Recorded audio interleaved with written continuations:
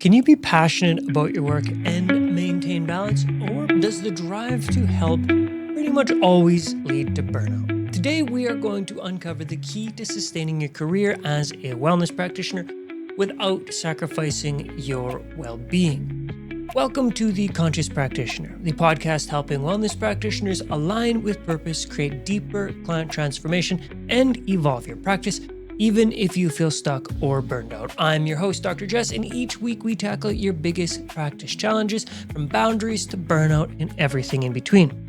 Together, we uncover the inner blind spots behind these outer struggles that, when mastered, transform you from a skilled practitioner to a truly impactful one. Today, I'm chatting with Dr. Jaime Raygoza, who is a career and burnout specialist who helps high achievers set boundaries, regulate stress, and create sustainable success.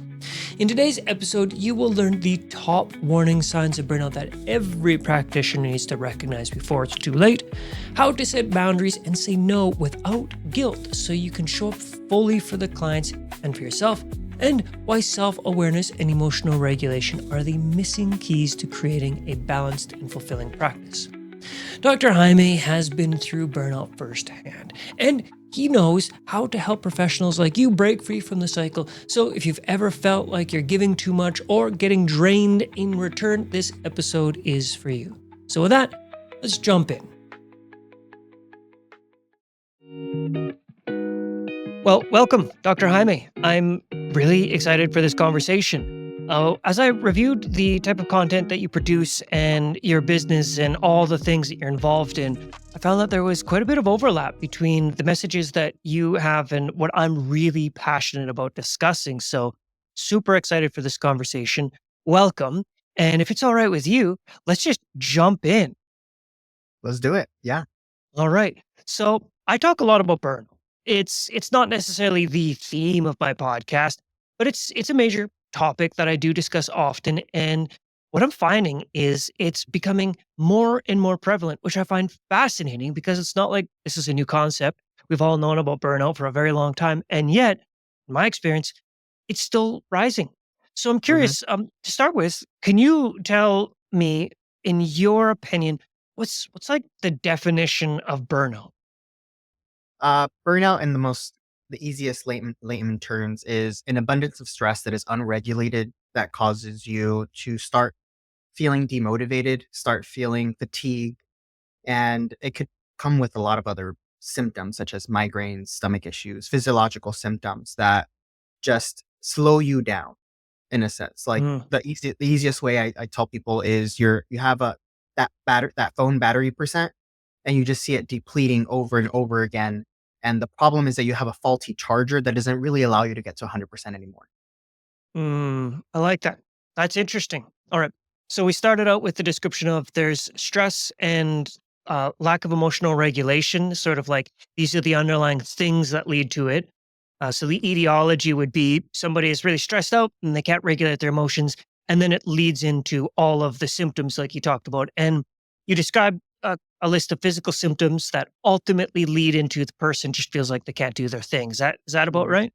Yeah, sounds about. Okay, cool. So then what do you think in your experience, what leads people to get to that point? It's a lack of boundaries, lack of communication, and lack of emotional regulation, kind of like how we mentioned. A lot of individuals that typically get burned out are high achievers. They're individuals that are multi-passionate. They have like a lot of goals and ambitions. However, because of all of these different like motivators, they end up going in too fast. No boundary set. They just kind of go until they burn out. They're burning both ends of the candle in a sense. Mhm. Yeah. Just it was like a week ago or something like that. I was fortunate enough to be a speaker at this summit thing, and it was all about burnout. And it was really interesting to see all the different perspectives on sort of like what leads to it and what causes it. And what I'm hearing you saying is just like when somebody doesn't have boundaries, when they can't say no, when they overwork, right? But a lot of the people I work with, like, yeah, you work on boundaries.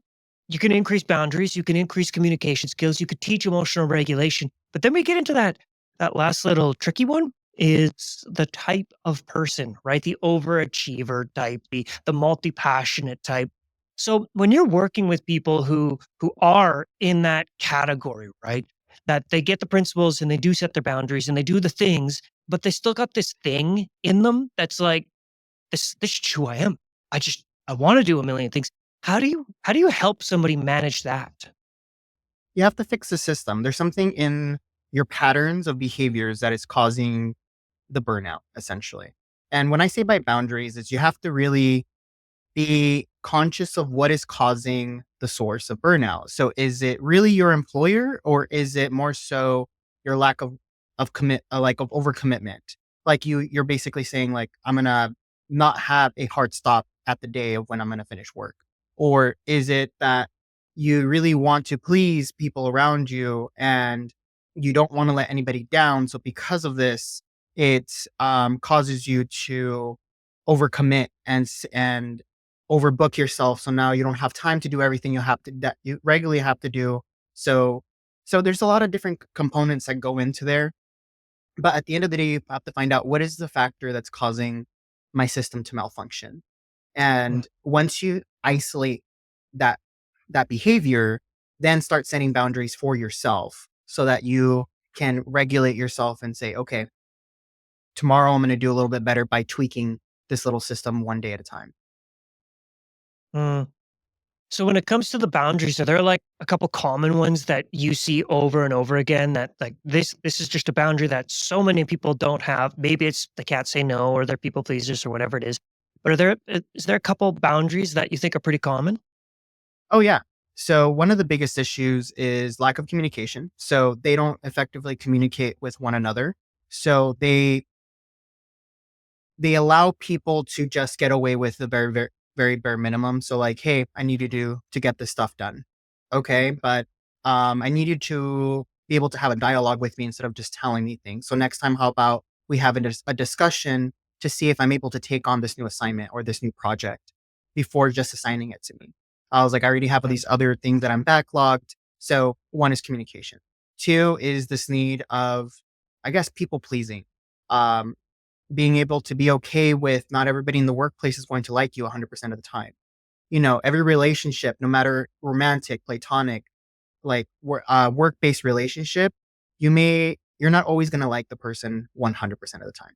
You may get along, you may respect them, but you're not going to like them 100% of the time. And that is okay. So if you say no to someone because they're asking you for help, they're not going to hate you and then that relationship is over. So being okay to set that personal boundary of like, let me see if I have the mental and physical capacity to get these stuff done before I overcommit and say yes. And one of the easiest things I tell my clients is for every yes that you say, what are you saying no to? Is it your time? Is it Mm. your family? Is it other assignments? Is it your mental sanity? What are you sacrificing every time you say yes? Right.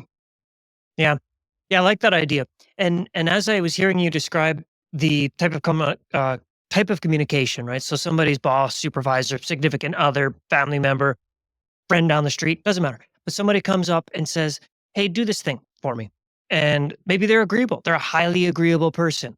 Maybe they're a little bit passive, and they're also the type A do it all, right? So you got this constellation of personality traits that leads to somebody who's just going to say yes to everything, and for the sake of conversation, they're basically being a doormat.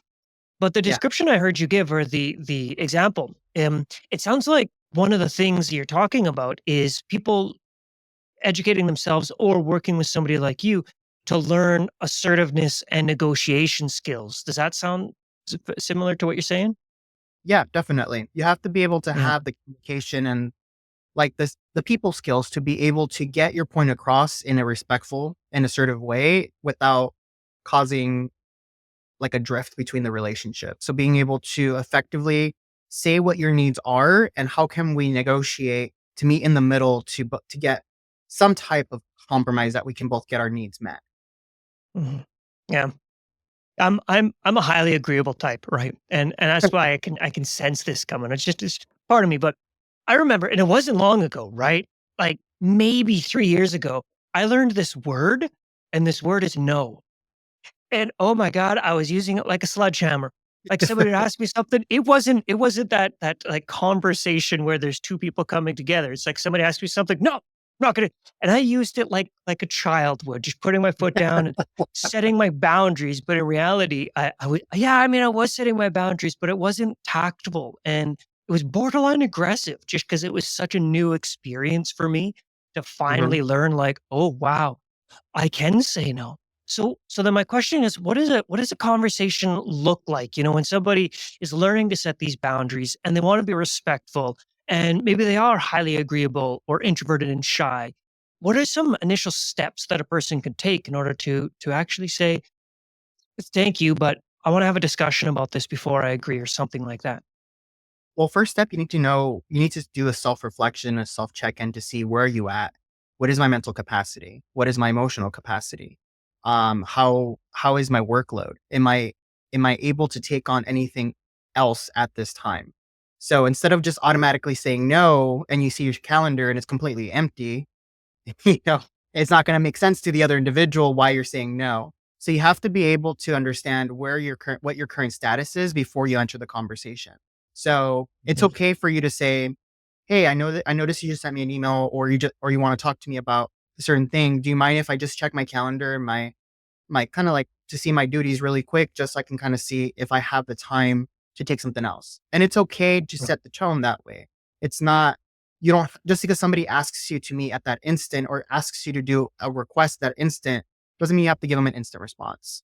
Just say, "Hey, give me some kind of, can we actually push this out for another hour just so I can have some time to do some things, and then I'll have more information to be able to give you an accurate answer." Mhm. So that's step number one, know your status. Two, know where that person's coming from. Is that person coming and giving you this assignment because they're burnt out? They're maybe reaching their capacity. They're asking for help because this is kind of like their last straws before they shut down emotionally, mentally, physically. Or is it more so they don't want to do the assignment? Are they being lazy? Like, what is the intent behind the ask?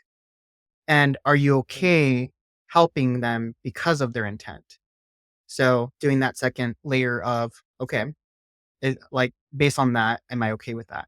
And then third, what is the bare minimum you can do to at least meet them? Like, what are you willing to sacrifice to meet them where they're at if it's going to take a lot, if the ask is a little bit too high for you? So once you have those three things in mind, go into the conversation and listen, try to understand, and then try to find a middle ground. Listen, understand, middle ground. I think it's a pretty simple recipe. And as you were describing the kind of three things to do, I feel like the first thing you mentioned was like a beautiful buffer, for that person who is the ultra agreeable, going to say yes to everything. And that's the thing that leads them to burnout. So, like, even if they know that their calendar is wide open, it's this beautiful buffer. Just standard answer, not yes or no, but let me check my calendar. And that, to me, as you're describing, it feels like it would give a person some space to Mhm. actually check in with themselves. Maybe the answer is no, not because they're busy, but no, because it's like, I can't do this right now. I'm feeling burnt out. I can't, or whatever it might be. But that, let me check my calendar seems like a really cool buffer. I like that. And the second description you were saying feels like just we're back to emotional regulation. Like it feels Mhm. like one needs to be emotionally regulated in order to have that empathy to look at somebody else and be like, okay, this person is asking me to do this because they're lazy, or no, this person really needs help.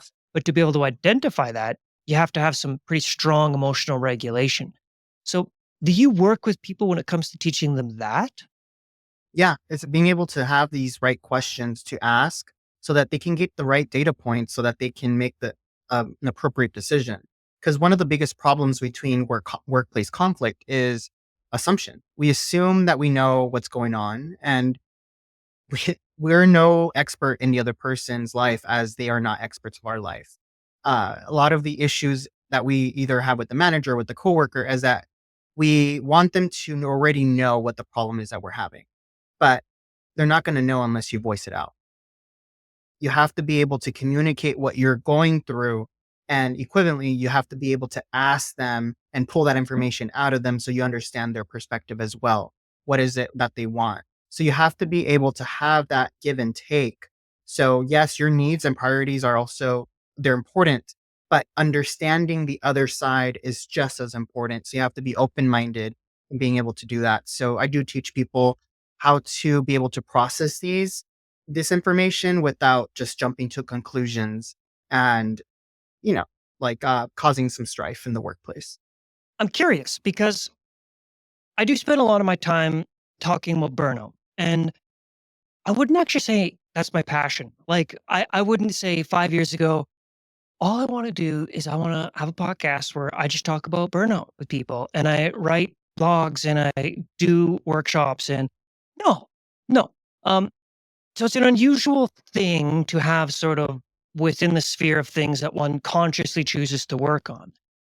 And with that being said, I'm quite curious what led you into, amongst all of the other amazing things you do, which I'd love to dip our toes into, but what sort of led you into to working with people who are dealing with stress and burnout? There's this saying that you become the person that you needed when you were younger. And I definitely would have had needed my services a few years ago. And not to go into like this large tangent, but I had a pretty severe accident when I was 23. And it pretty much gave me an awakening of I need to change my life. And just to give you a little bit more backstory, I was working two jobs. I was averaging about, I would say, 80 to 95 hours a week. And I was working from 5 a.m. till 10 p.m. and I was doing my master's program as well. So it was just a lot of hours, a lot of stress, and I was burning both ends of the candle. And for me, it's like I felt like I had this biological clock that was telling me I need to get all these things done before I turn 30, before I turn 25. And when you're young, you say like you have these little milestones that are pretty unrealistic based on the reality, but we that was my mindset back then. So because of that, I was getting 2 to 3 hours of sleep a day, and I was getting malnourished because I just didn't eat because I was so stressed out all the time. I was getting migraines out. There was a lot of things that was just going on, and that led to me falling asleep on the road. And I got into a major car accident where I woke up 3 days later, marked as a John Doe, and like my car was totaled, all of my belongings were everywhere, and pretty much the doctor said, there's no statistical reason why you shouldn't be dead right now. Based on the car accident and how you landed and everything, you should have been dead." And that just opened up my eyes. And just make things even worse, I called my boss because I was gone for 3 days from both employers, and I was let go because I was MIA for 3 days. So they basically said, it's job abandonment and we're already finding your replacement. And I told them the situation, and it says, that doesn't seem like it's a good enough reason for us to keep you. So I was still let go. I ended up being jobless. And that was just a big awakening of like, I should not be killing myself for any job and burning myself out this then at the end of the day, they don't care for me. So I have to be Mhm. able to learn how to regulate myself. So I went through a lot of therapy. I went through a lot of coaching, and I decided to just study like what can I do to help people not get to this level of stress and burnout. You said something in there that you're doing things that were killing you. And I hear people say that when it comes to the realization of what's leading to their burnout. But the story you're telling was like literally true. The actions Mhm. and behaviors and the mindset you had was genuinely a hair's breadth from doing just that, right? Yeah. Wow. Okay. I mean, yeah, fair enough. Fair enough. And I think about I think about how many people are where you were. They're working jobs because they're solid, decent, honest, hardworking people who need to make a living and are trying to do their very best. So they get a job working for company W, and they really give this company their all. They really do it. And yet, the company, for the most part, oftentimes doesn't actually care. Like, it's scary to think that you could have almost died. Maybe you even did for a second. Who knows? And you got to that position because you were doing everything you could to benefit this company, this other person, and they didn't really care. And how many people give their lives to other people? How do you help people with that? Do you guide them from like just telling them like, "Hey, listen, your boss doesn't care about you," Or, like how do you help people come to that realization that it's just not worth it? It's not worth sacrificing your health at the least and your life at the most for a job. Unfortunately, a lot of people who end up coming to me have already reached that breaking point. Like I had one client that was diagnosed with stress-induced diabetes because of how much stress and the impact that their work was putting onto them. I had another client who's having panic attacks every other day. So I'm kind of like, as much as I want to be the preventative side, a lot of them already come in and I'm doing the intervention side. Every now and then I do start getting, and I'm seeing the younger generation come in and learning from seeing their peers, a lot of millennials and Generation X, that they're going through all these things. So they're being more preventative, but a lot of my clientele are the older generation that are going through the issues now. But Mhm. to answer your question, it's it's reframing. You have to be able to teach a different mindset. And one, guilt and shame is one of the biggest reasons why people end up burning themselves out because they feel guilty that if they take a day off, everything's going to crumble because they have the system so tightly knit. And it's perfect when they are there that they feel that if one day they're not there, everything's going to crumble. Or I always hear the same excuse of like, I can't go longer than 3 days of vacation because when I come back, I'll have more than 200 emails in queue. And I'm just like, okay. So once again, it's a systems problem. You need to create Mhm. fail saves in case you're not there, that somebody else can take over these responsibilities so you don't come back to all the stress. So you don't come back to all of these things. So when I start seeing like breaking things down into a systems based approach, they're like, oh, okay, so maybe there are other ways of me fixing things that I don't, it's not just me stop caring about work. No, it's how can you do effective systems change so that you can create a better life for tomorrow? And unfortunately, the only way to do that is 1% at a time. So what can I do today? 1% better that is going to impact tomorrow and so on and so forth. You said one of my all-time favorite words in there, which is systems. Like, ooh. And the thing is it sounds so boring, when somebody starts talking about systems, but isn't it, was it James Clear who said you don't rise to the level of your ambition, you fall to the level of your systems or something like Mhm. that? And Yep. it's so true. It's like you got they sound boring, but when you've got systems in place, then there is no stress. And, a good portion of my audience, well, in fact, all of them, they're wellness practitioners. So we're talking like uh, acupuncturists, massage therapists, physiotherapists, psychologists, right? Like we're all practitioners, and that's largely the people who I talk with. And something that you could speak to because you are a practitioner is there's this weird obligation, because like we get into this for the most part because we want to help other people, right? That's the thing I hear all the time. Yeah, there's other motivations in there, but most of the time, because I want to help people, is close to the top of the list of why people do what they do when they get into the practitioner industry. And then on top of that, the very vast majority of us, we own our own business in one capacity or another. Maybe we don't have a brick and mortar, but we're a solo practitioner who's working out of somebody else's clinic. So we want to care for people. That's what we want to do. We want to build our business because we got to pay bills and we also care for people. And we keep coming back to that. So the sort of catch 22 I see is I want to help people. And if I don't do that, then I'm not doing my job. But it's the helping people that kind of burns them out, right? It's the constant giving of themselves to other people. So, what would you say to that type of individual who's feeling burnt out because they're a giver?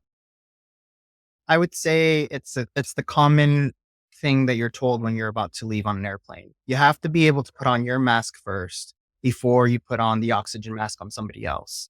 If you are not, if the foundation is crumbly, you cannot expect to give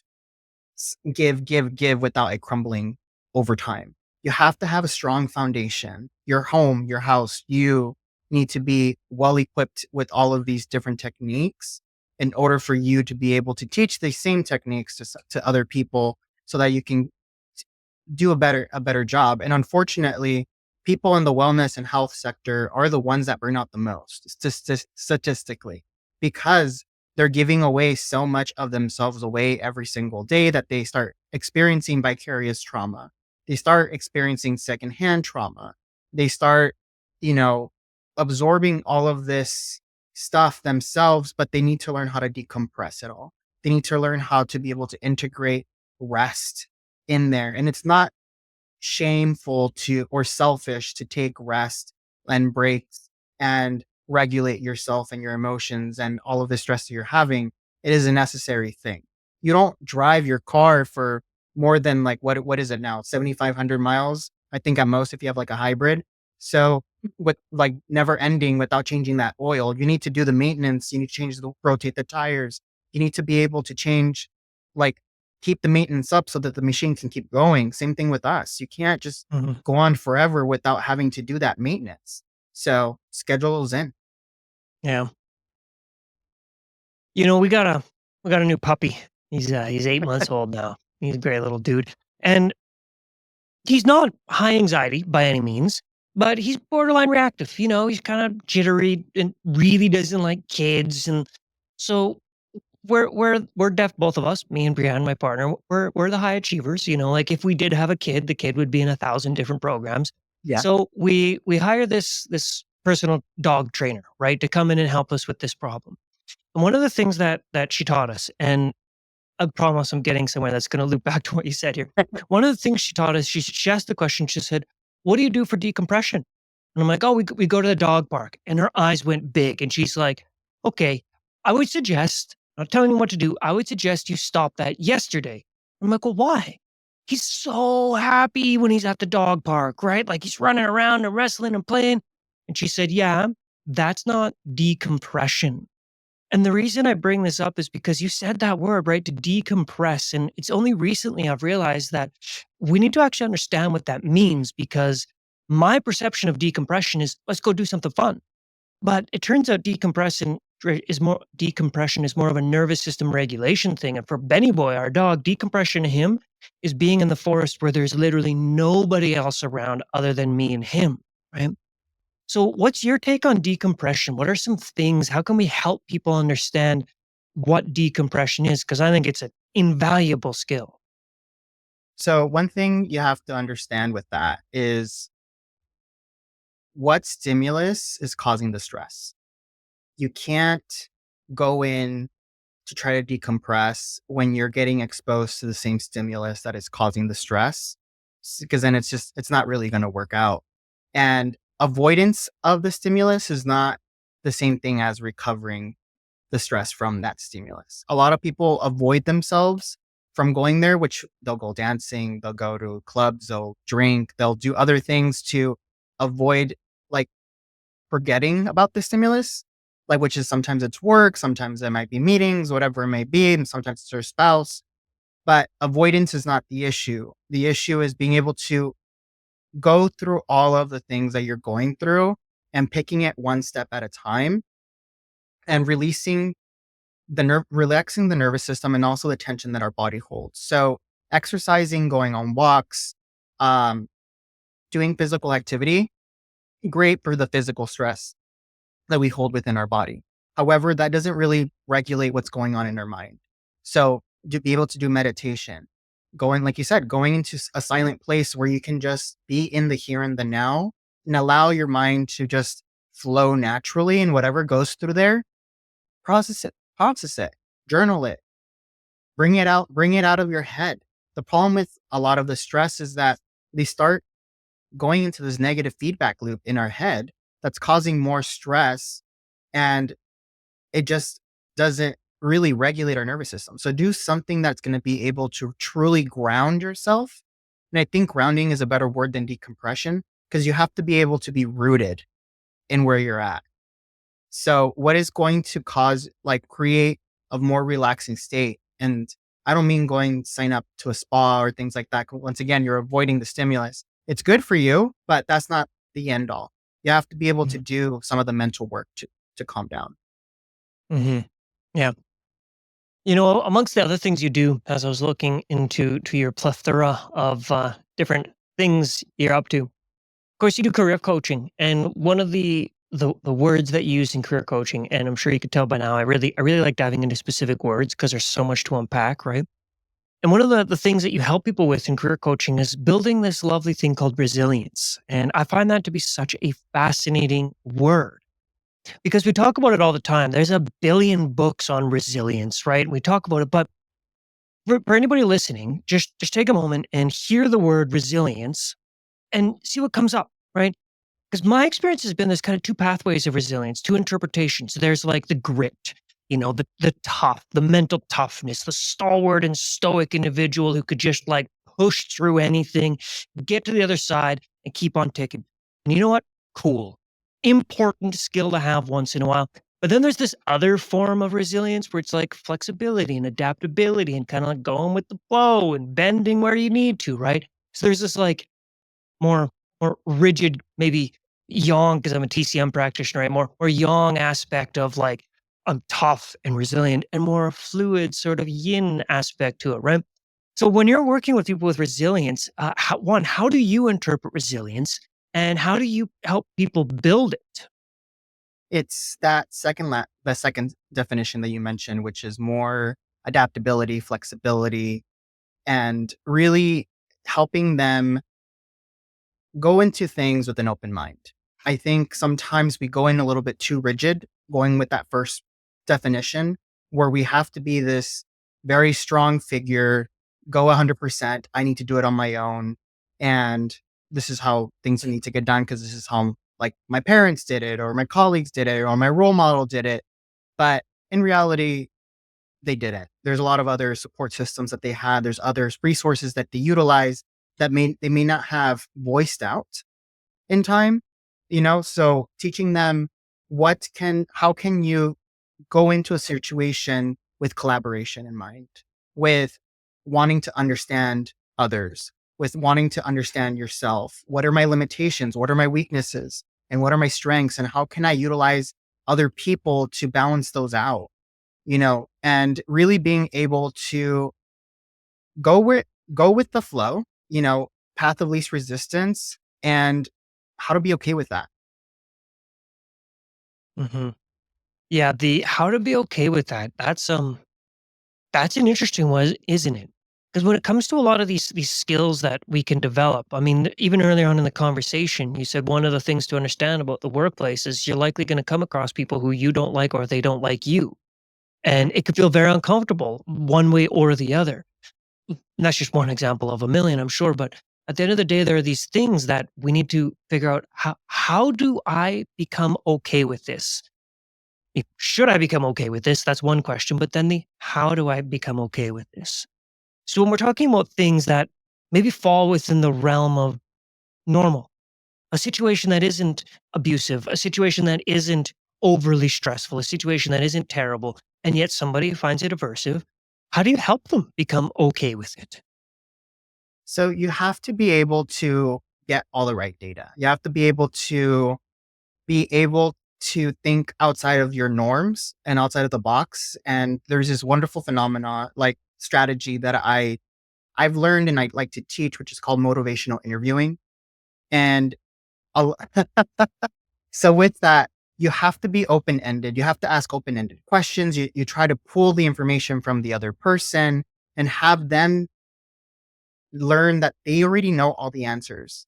They already know what to do. Just need to be able to reshape kind of how their approach is going. How are they executing things? And like you are mentoring in a sense, but a lot of it is they are the master of their own life.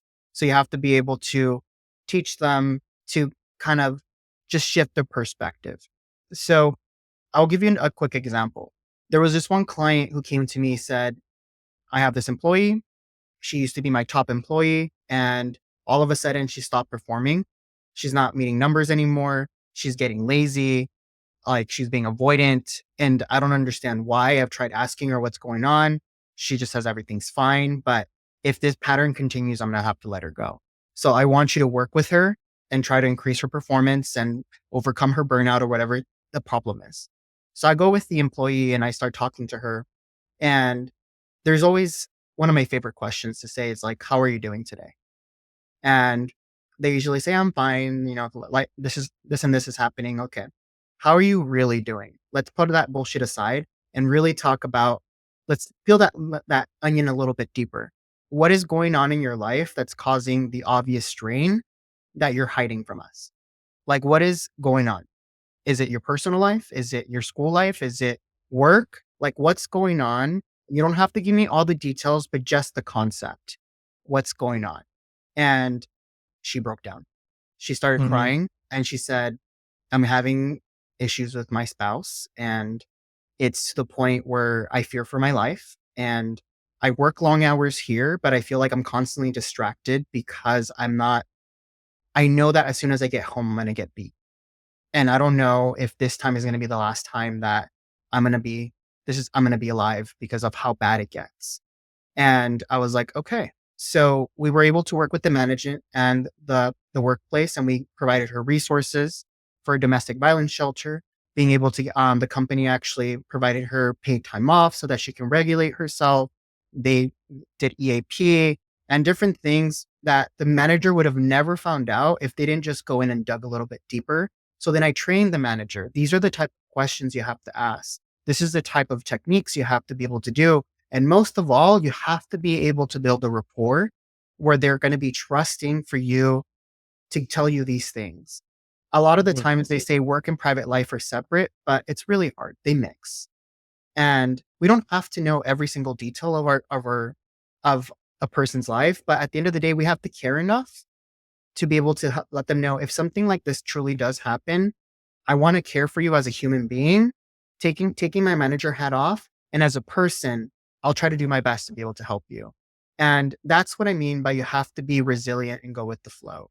Because if you are going to try to take the easy way out, put them on a pip and get rid of them, this person ended up being one of their top performers and ended up replacing the manager when that person became a regional director and is now the new manager of the location.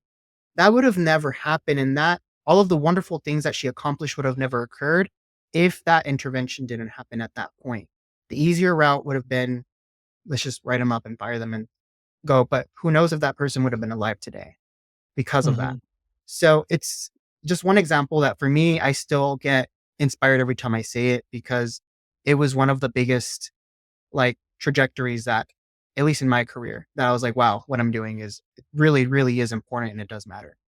Mhm. And speaking to people who again are practitioners who maybe own clinics, one of the things I've noticed, which is fascinating, is as a practitioner, like we know these skills, like maybe not all of us, right, depending on your specific modality, but nevertheless, I mean, I've taught everything from yoga to chiro, and the reality is pretty much every practitioner knows to kind of ask that question, like, what's going on, what's really going on, and what I've seen is the moment somebody puts on that other hat, the boss hat, there becomes this like internal conflict. It's a pretty serious cognitive dissonance where some part of them is like, I know the questions to ask, but also I got a business to run, damn it. Like, I got to make sure this ship is going. I don't have time for this right now. And there's sort of that mental shift between practitioner, empathy, compassion, and boss, right? So I think that's a pretty challenging balance for one to maintain, but certainly possible. Now, do you Yeah. work a lot with corporations or do you mostly work with individuals? It's a mix of both. I would say like 60% are corporations, 40% are individuals. And I go in, I usually do workshops with certain companies, teaching them like the broader concepts. And then I have typically the individuals come to me and say, hey, I really like what you said. Can we work one on one? So I work with them. Or even sometimes the supervisor is like, I have some employees that I think could benefit and we have some funds. So we'll bring you in to coach our staff and a lot of times leadership so that they can learn how to be able to learn these skills and Mhm. create effective change in the workplace. Do you have like a path or a plan or a procedure? Those are a lot of P's in a row. Do you have like a system that you use when you're working with people? It's like step one is we do this, step two is this. Like, is there like just thinking for somebody who's listening and is thinking like, okay, I'm getting there, like I'm flirting with burnout, maybe I'm driving into Burnoutsville right now. And maybe it's boss, maybe not, but just an individual who's moving in that direction, somebody who you would choose or want to take aside from a corporation. Is there like a base starting point without getting into their individual story? I would say there's two main things. One, they need to be mentally ready to face things that they may not want to face.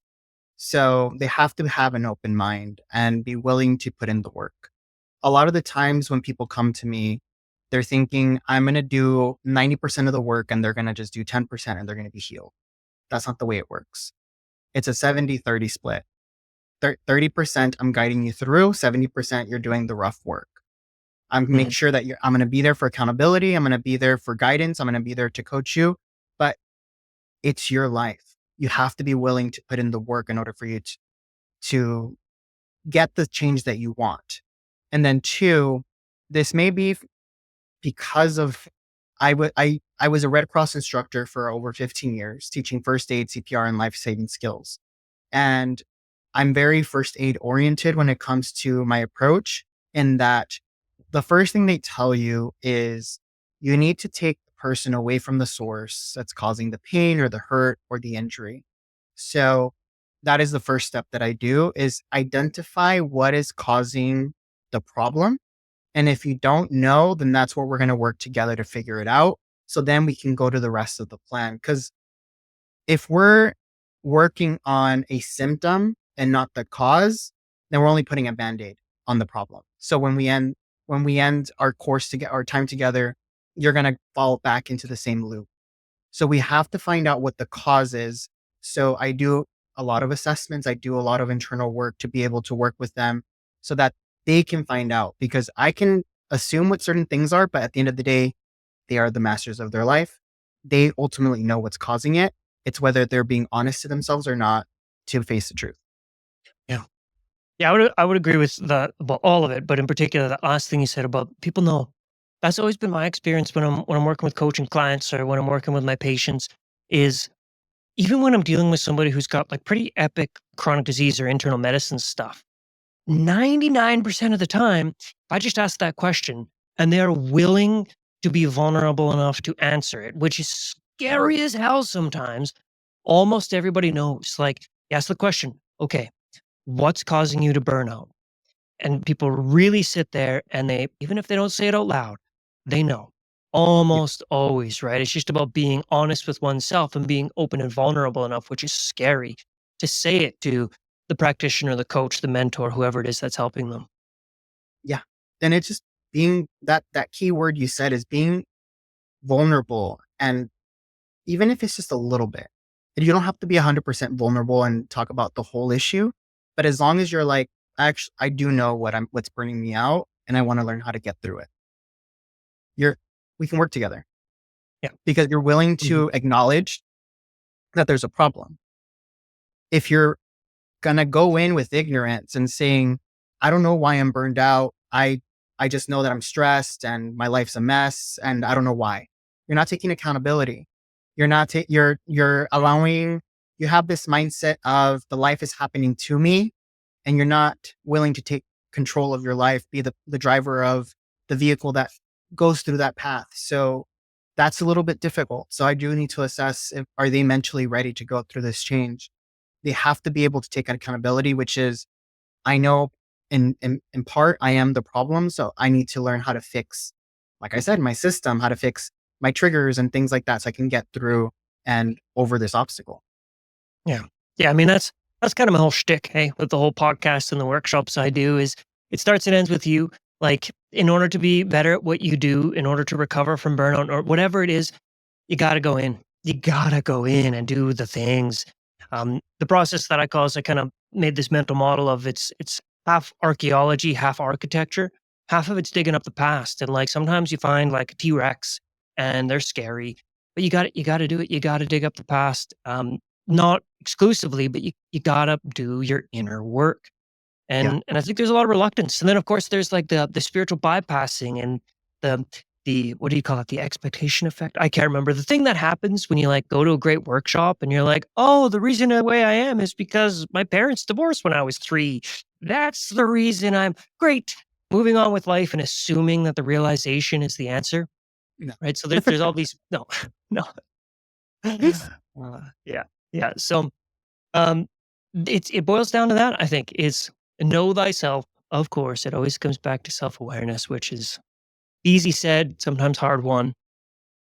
Yeah, and I do want to kind of touch into that. A lot of people think two of the reasons that a lot of individuals feel that they don't need the help is because one, they came to the realization what the problem is, and then two, they think that time is going to heal it. And both are not the answer. You have to be able to go. There's forget what who said the quote. You can't go over it. You can't go under it. You can't go around it. The only way that you're going to solve your issues is by going through it. You have to be able to face it on. And it doesn't matter how much time you put in between you knowing what the problem is and going to the solution. If you don't go through the necessary steps to face the problem and find out ways to fix it, the problem's still going to be there. It's just avoidance. You may feel a fix. You may feel like that you solved the issue, but you're just avoiding the issue. Eventually it's going to creep back into your life and it's going to happen again. So you have to be able to, even if you know what the problem is, you have to be able to do the steps to face it and solve it. Hmm. Hmm. Insight illusion. That's the word I was looking for. The insight illusion. You have an insight and you believe insight is enough. So I'll leave that. But yeah, I completely agree. You got to go through it. And I think there are some things that a person can go through by, reading books, listening to podcasts, journaling, meditating, doing their own work on themselves. I think Hmm. so. But I also think that there are some things that you can't. And the trick is I'm not convinced many people, although there are some I'm sure, can distinguish which one of these things am I totally good just to do on my own and which ones do I actually need help with, which is why I am such an unbelievably big fan of getting help. However, that looks like for an individual, be it going to a group coaching program or going to an amazing retreat or booking with a counselor, psychologist, or life coach, whatever it is, getting help is it's like so unbelievably important. Yeah. Yeah. You don't know what you don't know. So it's hard Mhm. for you to, like what I tell people is you're inside of a jar and you can figure out all the puzzles inside the jar. Cool. But you don't realize that the jar is part of a bigger puzzle on the outside. And sometimes you need somebody from the outside perspective to tell you, hey, there's other puzzles outside the jar. Like, let's try Mm. to help you fix those as well so that the puzzles inside can actually be truly fixed. So you need to be able to ask outside perspective so that they can give you a different way of thinking, that something that you may have not known. And now you have more content to work with. Mm. What's one of those moments for you, if you don't mind my asking? I'm curious, have you been through those moments where you're like, "I got this. I've had the insight. I got the solution," but then it turns out 5 years later, you're still doing the exact same pattern? I mean, maybe I'm speaking from personal experience here, but Yeah, like for me, honestly, one of the biggest life changing moments was when I got diagnosed with ADHD. I um Mm, I went through my whole life thinking that I was lazy and I just needed to work harder, and I knew I needed to work twice as hard as other people. And I came to the conclusion that I just wasn't at the smartest percentile as everybody else. And that's why I had to try twice as hard to read a book, twice as hard to sit down during meetings, twice as hard. Like I taught myself all these extra strategies to be able to cope with how I thought my brain worked. And it wasn't until I entered therapy and then they said, I said something where I was like, "Yeah, don't you hate it when you go through this, and this, and this? It's just a constant struggle." And then they're like, "No," and I was like, what do you mean?" And I was like, doesn't everybody go through that?" And they're like, "No, that's not something that everybody goes through." And I'm like, "Oh, okay." And then he's like, "I think you need to go see a psychiatrist. I think you may have ADHD." And I was like, "What are you talking about? Like, what?" So I went through the whole process, and turned out I was in the moderate severe end of the ADHD spectrum. And my psychiatrist would literally said, "I don't know how you actually accomplished everything you accomplished without medication at this point. So mm, you've learned a lot of really good techniques, but here's some more information to learn on how your brain works that may be able to help you in the long run." So now that I know what certain things, how my brain works, I was able to now create these systems that make me even more efficient. And I don't have to struggle as much because now I know what causes me to motivate myself, what causes me not to motivate myself, and things of that nature. So that was like my big, oh, wow. If I never sought out help, I would have kept struggling my whole life. Mhm. Yeah.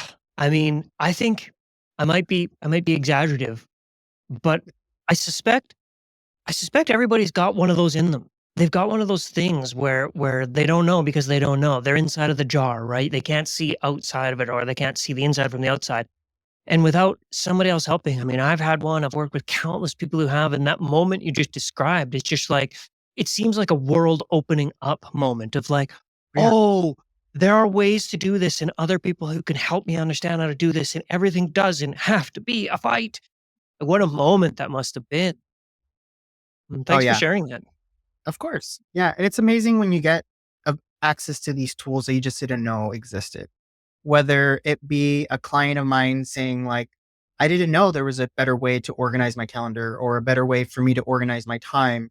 Or I didn't know that there was this concept of like this type of yoga or this type of thing that could help me meditate a little bit better. Or I always assumed you had to do things X, Y, and Z. And now I'm like, I can do it ABC and still get the same result. Mhm, So it's just being able to get that different perspective. I think like what you said, it's very needed to get somebody from the outside, whether it be a coach, therapist, or whoever to come in and teach you something that you don't know. mhm, mhm.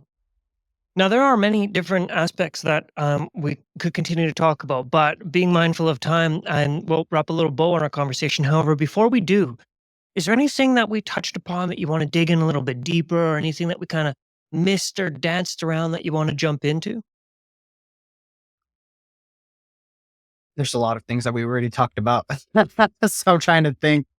Um, I just think that one of the biggest things that we kind of like flirted with in this whole conversation is being willing to accept help is a big component.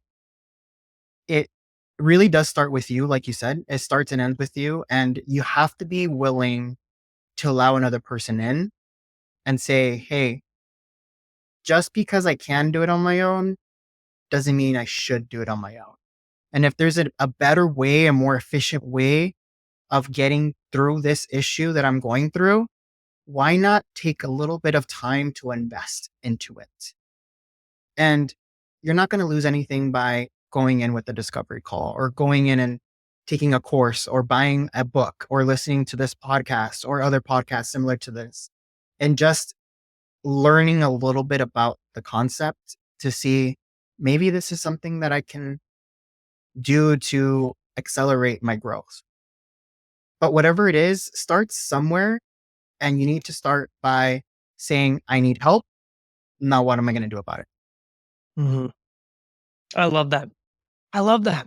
And I think part of the reason I appreciate it so much is one, yeah, obvious, but as practitioners, we are on the receiving end of that request all day, every day. People are Mhm. coming to us and they're saying, I need help.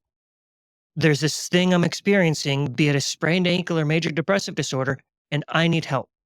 And they've got the courage to ask for help. And we are the ones who get to give it. And it feels so damn good. Right. Yeah. So as practitioners, we gotta pass that good feeling on and be okay with asking for help. And it might seem scary, particularly as practitioners, because some of us have this feeling like we've got to have it all figured out, right? We're the doctors after all. But being able to just say, no, I got almost nothing figured out. This tiny little sliver of the things that I could understand about living a life. I got that narrowed down. But I need help. I really love that and appreciate that advice. Yeah. Yeah. And I do it for myself too. Like, no one's immune to this. Everybody needs to ask for help. Like, I have collaborative coaches that I work with that help me like improve my business like every day. There's certain people that I collaborate with that if it wasn't for their assistance and vice versa, our businesses wouldn't be able to thrive as much as it is. And the same thing with my personal life. If I didn't have my therapist, if I didn't have my support system of my friends and my family, I wouldn't be the person that I am today. And it really does take a village to help you get through life. And there's no shame, and it does not make your accomplishments any less valuable or any less impressive if you got help along the way. Hmm. Yeah. I mean, maybe I'm just inspired by the conversation, but I'd almost say the opposite is I personally feel as an individual, my accomplishments are so much more beautiful when it's not like Me, I did this, but it's like, we did this. Like, come on, Yeah. guys. It's what a feeling. The camaraderie. Exactly. Wonderful. Well, Dr. Jaime, I'm really grateful for this conversation. It was a lot of fun. And like I said, we definitely touched upon a lot of different topics. So I'm super grateful for your insights and wisdom and your time. Thank you so much. Of course. Thank you for having me here. It was a pleasure. Oh, great. Well, thank you so much for spending your time with us today. Before you go, I want to highlight 3 key insights from our conversation that you can take with you. Number 1, burnout isn't just about overwork, it's about a lack of boundaries, emotional regulation, and self-awareness. If you don't address the root causes, no amount of rest will fix the problem. Number 2, saying no doesn't mean you're letting people down. It means you're preserving your ability to serve. Your clients, your business, and your personal life will all benefit when clear and healthy limits are established. And lastly, sustainable success requires systems, not willpower. Whether it's your schedule, your mindset, or daily habits, structuring your work with balance in mind is key to avoiding burnout. A very special thank you to Dr. Jaime for joining us today and sharing his wisdom and experience with us. You can find all of his information in the show notes. And as always, if today's insights resonated with you, be sure to follow or subscribe to The Conscious Practitioner wherever you get your podcasts. Every week, we explore how to bridge the gap between traditional bodywork and transformational healing without burning out. Thank you for listening to The Conscious Practitioner. And until next time, be well, my friend.